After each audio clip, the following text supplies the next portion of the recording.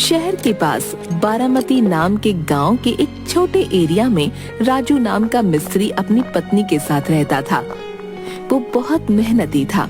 उसकी पत्नी का नाम कमला था। उसने कई बड़ी बड़ी बिल्डिंग, घर, महल में काम किया था। वो उस एरिया का प्रसिद्ध और होशियार राजमिस्त्री था। वो रोज सुबह अपने काम को जाता और शाम को घर वापस आता और सुखी जीवन जीता। पर किस्मत को कुछ और ही मंजूर था।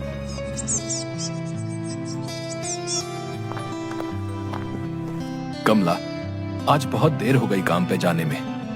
हाँ, तेल खत्म हो गया था। दुकान गई थी तेल लेने। वहाँ भी बहुत भीड़ थी, इसलिए समय हो गया जी। चलो कोई बात नहीं। मेरा टिफिन तैयार हो गया? हाँ, अभी लाई। कमला टिफिन लेकर आती है। और हाँ, तुम्हारी तबीयत रात से कुछ ठीक नहीं लग रही। मैं शाम को जल्दी आऊंगा, फिर हम अस्पताल जाएंगे। ठीक है। राजू और कमला अस्पताल से खुशखबरी सुनकर आते हैं। आज मैं बहुत खुश हूँ। हाँ, मैं भी। हमें लड़का होगा या लड़की? जो भी हो, मैं उसे बहुत पढ़ाऊंगा, बहुत खुश रखूंगा।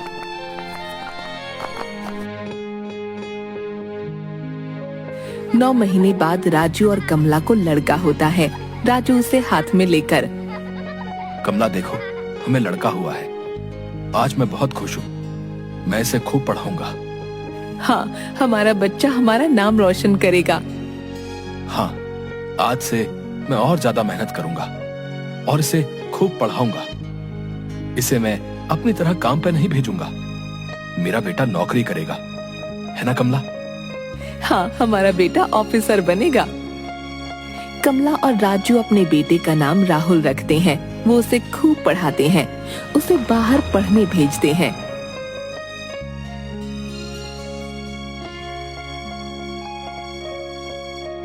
बहुत दिन हो गए, ना राहुल का कोई फोन आया, ना कोई खबर, ना राहुल आया।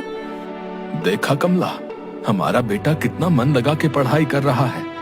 उसे समय नहीं मिल रहा होगा। उतने में पोस्टमैन आता है। राजू से, तुम्हारे लिए चिट्ठी आई है। किसकी है भाई? अब लाए हो तो पढ़ के भी बता दो। राहुल की चिट्ठी है। मेरे बेटे ने चिट्ठी भेजी है। क्या लिखा है? देखा कमला, तुम बेमतलब में घबराती हो। कहता है, माँ बाबा आप कैसे हैं? मैं यहाँ ठीक हूँ, मेरी चिंता मत करो, मैं जल्दी ही आऊंगा। और हाँ बाबा, मेरी अब नौकरी लगने वाली है। उसके लिए मुझे 1 लाख रुपयों की जरूरत है, नहीं तो मुझे नौकरी नहीं मिलेगी और मेरी पूरी मेहनत पानी में चली जाएगी। हाय दैया, ये जालिम जमाना। एक तो महंगी पढ़ाई और उसके बाद कमीशन भी मांगते हैं नौकरी लगने के लिए। चाहे कुछ भी हो जाए, मैं अपने राहुल को हारने नहीं दूंगा। अरे हाँ मिस्त्री साहिब, पर पैसे कहाँ से लाओगे? कोई बैंक लूटेंगे या अपनी किडनी बेच देंगे? बोलो भला। नहीं, मैं धन्ना सेठ से बात करूंगा जो ब्याज पर पैसे देता है। हाँ, पर वो पैसे के बदले कुछ गिरवी रख लेगा।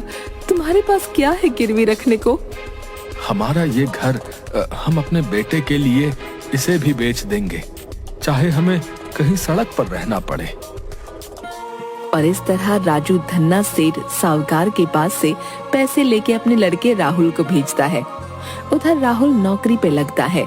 कुछ दिन में ही उसे एक लड़की पसंद आती है। वो उससे शादी कर लेता है और अपनी दुनिया में ही खुश हो जाता है। माँ बाप को भूल जाता है। सुनो जी, इतने साल हो गए, अभी तक हमारा लड़का हमसे मिलने नहीं आया। कैसा होगा वो? उसका कोई अता पता नहीं है। कमला, तुम चिंता मत करो। उसने बोला था मैं आऊंगा तो आएगा। राजू को बहुत चिंता होती है कि वो कर्जे के पैसे कैसे चुकाएगा। अब वो सोचता है कि वो कहीं काम ढूंढेगा। सुबह कमला, मैं काम ढूंढने जा रहा हूँ। इस उम्र में आपसे काम नहीं हो पाएगा जी। लेकिन धन्ना सेठ का कर्जा भी तो चुकाना है। लेकिन आपको इस उम्र में काम कौन देगा? तजुर्बा है इतने सालों का कमला, कोई ना कोई काम तो दे ही देगा। और राजू काम ढूंढने निकल जाता है। जाते जाते एक जगह काम चल रहा होता है। वहाँ काम वालों पर उनका मालिक लाला सेठ ठेकेदार बहुत चिल्लाता रहता है। क्या हुआ साहब? अरे तुम्हें बता के क्या करूं, हैं? मेरा दिमाग खराब करके रखा है इन्होंने। इन्हें इस बिल्डिंग की ये दीवार दिल के आकार के डिजाइन में बनाने को बोला है घर के मालिक ने। 4 बार दीवार बनाकर गिरा चुके हैं ये कमबख्त कहीं के। अगर वो दिल का डिजाइन नहीं बना पाए हम लोग तो बहुत बड़ा नुकसान हो जाएगा। साहब मुझे थोड़ा बहुत तजुर्बा है, अगर बुरा न माने तो मैं कोशिश करूं। अब इस बुढ़ापे में तू क्या सुधरेगा? चल बोल रहा है तो तू भी कर ले। पहले इसका बेस मजबूत रखिए और बाद में सलाख डालकर धीरे धीरे ईंटें घुमावदार बनाइए, जिससे उनका काम सही हो जाता है।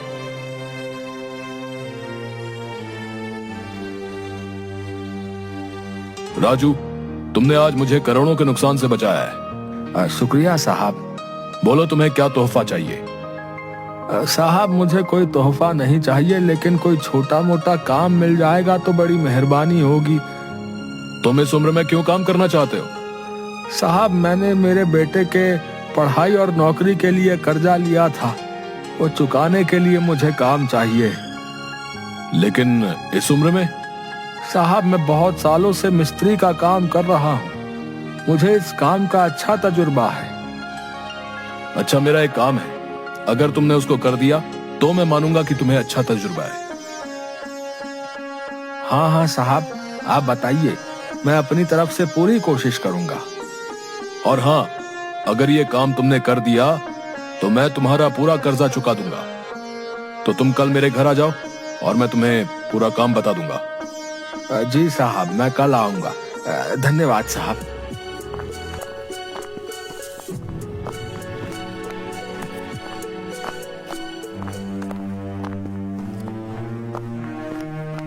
क्या हुआ, आप इतने परेशान क्यों हो? काम नहीं मिला? कोई बात नहीं, हम कुछ न कुछ कर लेंगे, परेशान मत होइए। कमला ऐसा काम मिला है जिससे हमारा पूरा कर्जा चुकता हो सकता है। फिर आप परेशान क्यों हो? और इस उम्र में ऐसा क्या काम जिससे हमारा पूरा कर्जा चुकता हो जाएगा? वही सोच रहा हूँ, अभी कल लाला सेठ जी के घर जाके ही पता चलेगा कि क्या काम है। अब चलो खाना खाते हैं और आराम करते हैं, सुबह लाला सेठ के घर भी जाना है। हाँ ठीक है।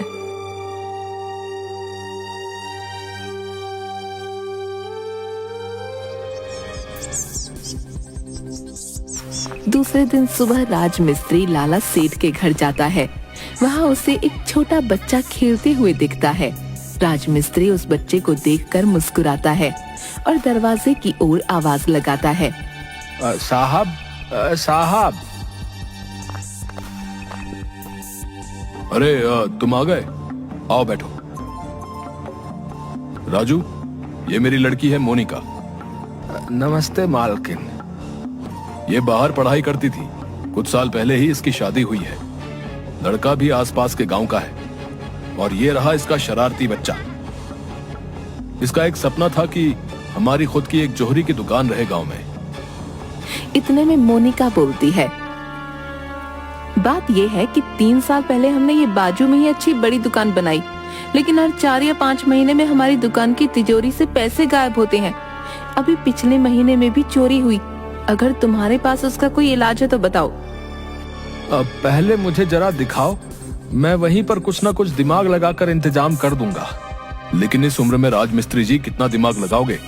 बड़े बड़े इंजीनियर फेल हो चुके हैं। साहब मैं लिखा पढ़ा इंजीनियर तो नहीं हूँ, परंतु बहुत सालों से मैंने मिस्त्री का काम किया है, मुझे इस काम का अच्छा तजुर्बा है। साहब क्या आप मुझे अपनी दुकान दिखा सकते हैं? हाँ बिल्कुल। राजमिस्त्री पूरी दुकान देखने के बाद, देखिए यहाँ हमने पक्के से पक्का लॉकर बनाया, पर कोई ना कोई चोरी हो ही जाती है। इसका कुछ उपाय है आपके पास, या हमें कोई नया घर बनाना पड़ेगा पैसे रखने के लिए? राजू मिस्त्री कुछ देर सोचता है। जी कोई बात नहीं, ये तो बहुत आसान है। मैं अभी 5 मिनट में इस चोरी की समस्या को दूर कर देता हूँ। तुम तो ऐसे बता रहे हो जैसे कोई बीरबल का दिमाग है तुम्हारे पास। जी मैं बीरबल जैसा दिमागदार तो नहीं हूँ, परंतु सुनिए एक तर्क की बात बताता हूँ। तो जल्दी बताओ। साहब, आपने आपके दुकान की तिजोरी एक कोने में रखी है। अगर आप उस तिजोरी को बीचों बीच रखते हैं तो उस पर सबकी नजर रहेगी। एक बार उसे जगह से हटाइए और बीच में ला के देखिए, सबकी नजरों के सामने रहेगी। और उसे इस तरीके से बनाइए कि किसी की समझ में ना आए कि वो तिजोरी है। जैसे उसके ऊपर बैठने का टेबल बना लीजिए। आइडिया तो मुझे अच्छा लगा, पर आप ही अपने हाथों से इसे टेबल के जैसे आकार का बना दीजिए। ठीक है, ऐसा करके देखते हैं। अगर मेरी दुकान में 6 महीने के अंदर चोरी नहीं हुई तो मैं तुम्हारा पूरा कर्जा चुका दूंगा। ठीक है साहब। वो उस तिजोरी का काम 5-6 दिन में खत्म कर लेते हैं। राजू मिस्त्री काम खत्म होने के बाद घर में ही रहता है कि अब क्या करे। क्या सोच रहे हो? सोच रहा हूँ कि जो लाला के यहाँ काम हुआ वो बराबर है या नहीं। अगर वहाँ चोरी हुई तो पैसे नहीं मिलेंगे, फिर हम क्या करेंगे? आप परेशान मत हो, जो भी होगा अच्छे के लिए होगा। लाला सेठ के काम को अब 8-9 महीने हो जाते हैं। मैं आपको इतने सालों से बोल रही हूँ कि मुझे मेरे ससुराल को देखना है, लेकिन अभी तक आपने ना अपने गांव का नाम बताया, न कभी लेकर गए। तुम्हारे लड़के से तुम सिर्फ 6 महीने दूर रहे तो इतने तड़प रहे हो। कभी सोचा है कि तुम्हारे माँ और बाप पर क्या बीत रही होगी? अब परसों तुम्हारा बर्थडे है तो मैं चाहती हूँ कि हम यहाँ मनाएं, नहीं तो मैं कभी भी वापस नहीं आऊंगी।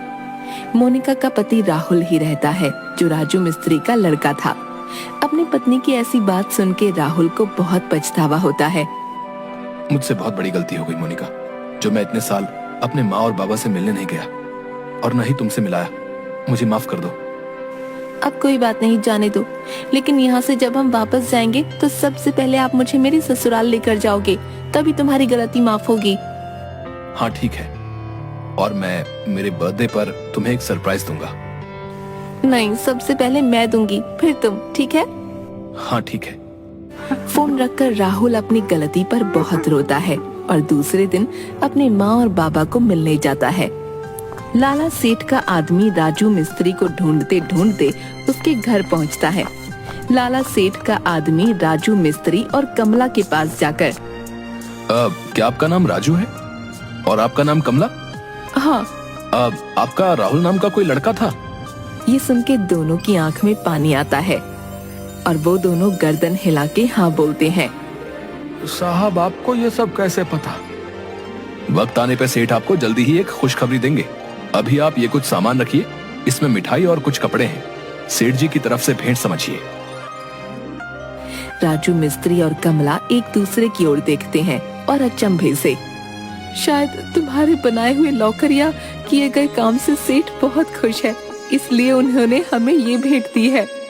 परंतु मुझे तो कुछ और ही बात लग रही है। जाने दो, जो भी हो, हम उस धन्ना सेठ का कर्जा चुका देंगे शायद। लाला सेठ के आदमी के जाने के कुछ देर बाद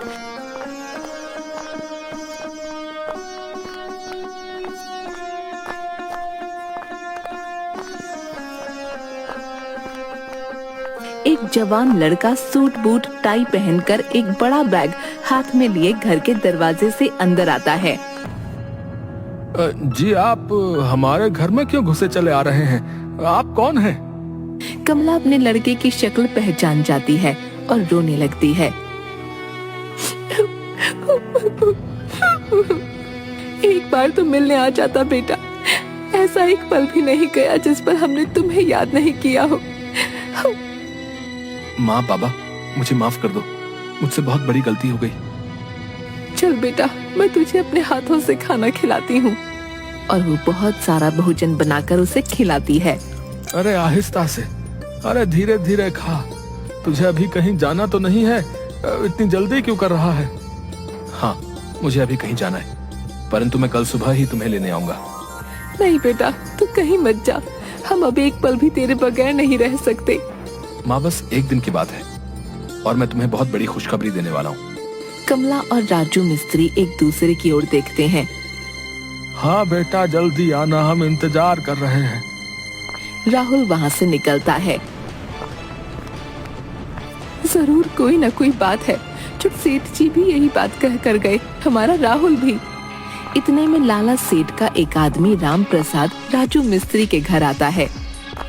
राज मिस्त्री, तुम दोनों को कल जो है लाला सेठ के यहाँ बुलाया है।